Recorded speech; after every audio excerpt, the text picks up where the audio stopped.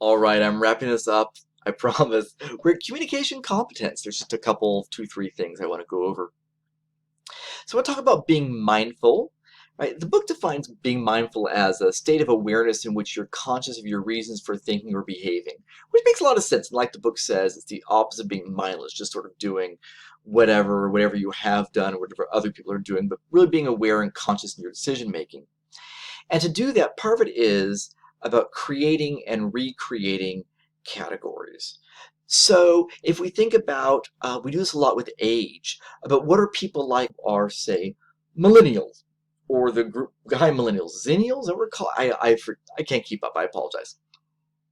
Right, being able to create and recreate those categories, going, okay, I understand, certain things about, but then as you get new information, recreating those categories, rethinking them, redefining them. That's part of it, right?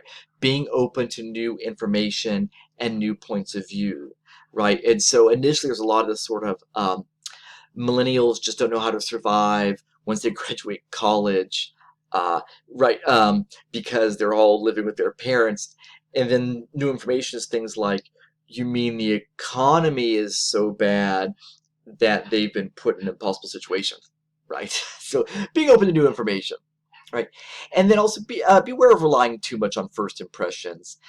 Think about when you first meet people, that sometimes you yourself may be sort of tense or sort of nervous, and so you may give off a vibe different than you mean. So part of being mindful is when you engage with people, trying to get past that first impression, that first thing that happened, and being open to experience that's a little more organic and evolving. Right? Also, think before you act. I mean, just give it a second. Okay, I think that's mine. I think it's pretty clear. But think before you act. We're talking about this in communication because we're thinking about the things that we say and how we respond to the things that people say. So think before you act, thinking about cultural issues, consequences, relational impacts, effects, etc. Right. And the book also discusses code switching. So code switching has to do with changing language styles by situation.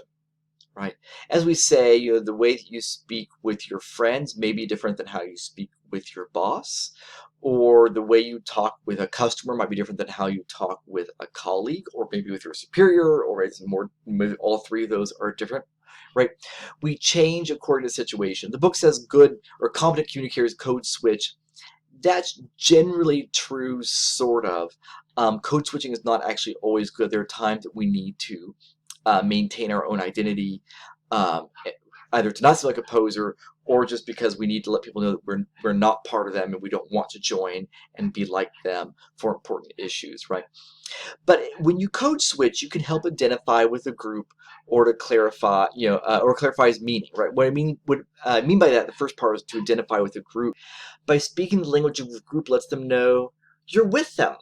You're one of them. And again, it's the thing about content and relational messages. The word you use, right, the content of it, the thing you're trying to relay, with certain words, though, helps them know that you're with them. You get them. You have a bond. That creates a relationship, right? It's part of that relational dimension to it. In terms of clarifying meaning, as we code switch, right, we use word choices that people understand better. We have clearer meaning, right? I was talking to a colleague who's admittedly a little bit younger than me, and this was a few months ago, and they talked about how they yeeted, the thing yeeted across the table, and I said, "I'm sorry, I don't even know what this word is." Apparently, it means like to throw. I guess I don't know. Another colleague who she and I were close in age looked at each other and said, "Is the word throw not good enough?" But I think there must be some essence there I'm missing, right? But if you understand the word, it'd probably be really clear to you what you mean by that, right? I think about the word, my people. For a long time, I understand what people meant by my people, and I've gotten older and understood it more. Actually, our pediatrician will use it sometime. They'll talk about how children looking to support from their people, right? Meaning the network of family, however they're related to each other, network of family they see as being supporting them, right? So if you know what those words mean, it can just very quickly trigger something for you. Right? If it's not genuine, obviously the code switching doesn't it feels like it's forced, you're just trying too hard, then you seem like you're a poser, right? and people aren't going to have anything to do with you. Also, just may not be it may not be appropriate either because people are speaking in a way that doesn't really fit the context. You shouldn't be matching them, or just may not be appropriate for you. That you're not being true to yourself. I mean, it's one thing if you know you say y'all and ain't with some people, and then when you're in the workplace, maybe you don't do that. That's sort of a code switching. That's fine. Um, but the other times that code switching, talk to other people do, might violate certain values you have. To use certain terms, certain language.